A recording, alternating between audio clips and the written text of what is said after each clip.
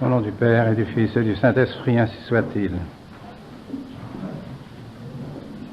Eh bien, chers frères, vous devinez que ce n'est pas sans une certaine émotion que je prends la parole aujourd'hui, dans des circonstances si douloureuses qui nous touchent tous profondément, nous qui avons connu et estimé notre cher ami Christian Sermier. Et nous voudrions, au début de ces quelques mots, adresser nos profondes et sincères et cordiales condoléances à son épouse, à ses enfants et à toute sa famille.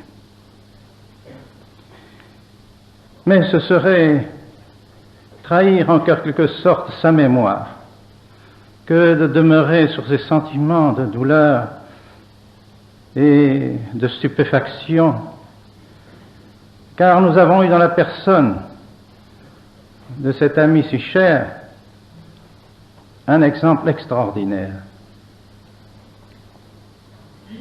un exemple de foi, un exemple de piété, un exemple de père de famille. Nous l'avons vu, et ceux particulièrement membres de sa famille qui l'ont suivi de plus près que nous encore, ont pu juger du courage et de sa foi dans l'épreuve que le bon Dieu lui a envoyée. Épreuve d'une maladie qui lui a fait subir des traitements douloureux, pénibles, particulièrement lorsqu'il était à Genève. Et tous ceux qui ont eu l'occasion de le voir, de le rencontrer dans ces moments difficiles, sont revenus édifiés, profondément bouleversés, en voyant avec quel esprit de foi, avec quel courage, avec quelle maîtrise de lui-même, avec quel esprit de prière il supportait ses souffrances. Et puis l'on a espéré que le bon Dieu lui accorderait encore de nombreuses années, et voilà que la maladie, le reprenant de nouveau, subitement, il nous a quittés. Nous laissons cet exemple, leçon précieuse pour ses enfants, leçon précieuse aussi pour nous, surtout en ce temps où la foi a tellement diminué dans les cœurs, dans les intelligences, dans les volontés. Il nous a montré ce que pouvait être encore un homme qui croyait en Dieu, qui croyait en la rédemption de notre Seigneur Jésus-Christ, qui croyait en la très sainte Vierge Marie, que de fois au cours des voyages que nous avons faits ensemble, dans lesquels il m'accompagnait si aimablement, si charitablement, il récitait son chapelet.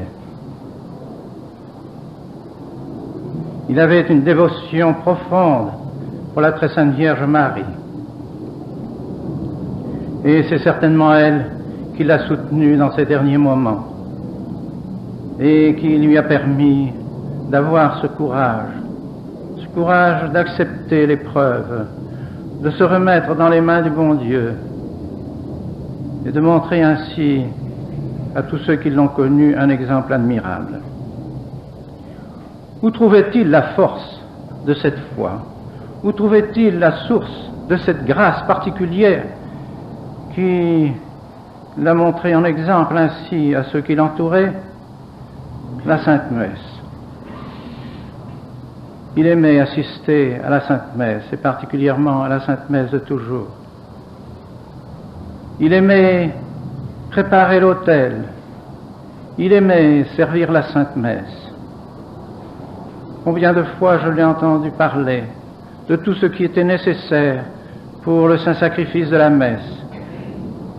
Il voulait que le sacrifice de la messe soit célébré dignement. Il voulait que tout ce qui touche à l'autel soit beau, soit convenable et soit digne du Seigneur qui descendait sur l'autel. Avec quel respect, avec quelle dévotion Il m'a servi la messe souvent. Oui, il nous a laissé un exemple qui doit demeurer. Bienheureuses les familles qui ont des enfants qui ont une pareille foi. Bienheureux le pays qui a encore des hommes qui ont cette foi si rayonnante et si encourageante.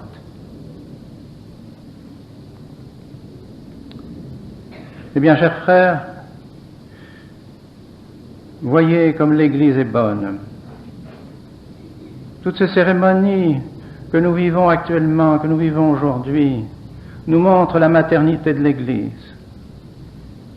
Si nous ne pouvons plus rien pour lui en cette vie ici-bas, puisqu'il nous a quittés, nous pouvons au moins prier avec la Sainte Église et épouser un peu en nous les sentiments que la Sainte Église éprouve pour celui qui vient de nous quitter. C'est l'Église qui le prend en charge, en quelque sorte, désormais.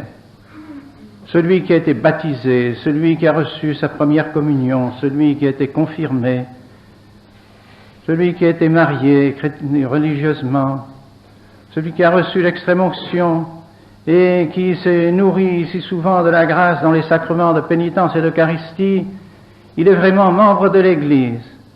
Et alors l'Église ne l'oublie pas, l'Église ne peut pas se séparer de ses enfants.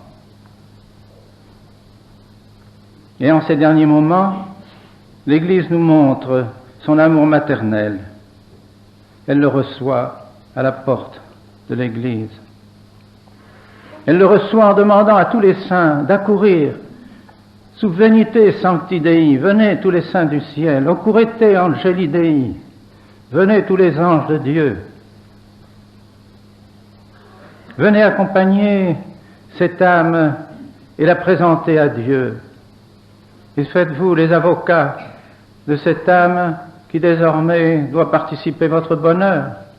Et si quelque tâche se trouve encore dans cette âme, eh bien demandez à Dieu que la purification de cette âme ne soit pas trop longue et qu'enfin il puisse arriver au bonheur éternel. C'est cela le sens de toutes les prières que nous chantons, car nous ne devons pas oublier que Dieu est Dieu. Que nous, pauvres pécheurs, nous présentons devant Dieu, c'est le cri de la Sainte Église qui vient sur nos lèvres. Si iniquitates observaveris, quis sustinebit. Si vous regardez nos iniquités, Seigneur, qui pourra soutenir votre regard? Et oui, pauvres pécheurs que nous sommes, il y aura sans doute quelque chose à nous reprocher, nous ne serons pas parfaits, nous ne serons pas tout à fait purs. Alors peut-être il faudra que nous passions par le purgatoire, que nous soyons purifiés avant d'arriver au bonheur éternel. Mais l'Église est toute remplie d'espérance, et c'est l'espoir de cette réception par le bon Dieu, cette réception définitive au paradis, qui l'a fait chanter, qui l'a fait prier. Et tout à l'heure, nous chanterons encore ce chant de In Paradisum. Oui, que dans le paradis, les anges vous conduisent. Voilà ce que nous souhaitons, cher M. Sermier, car en définitive, c'est bien pour chacun d'entre nous le sort qui nous attend. Un jour aussi, nos parents, nos amis seront autour de nous dans les mêmes conditions. Nous devons y penser tous les jours de notre vie et nous préparer à ce bonheur éternel pour lequel le bon Dieu nous a créés.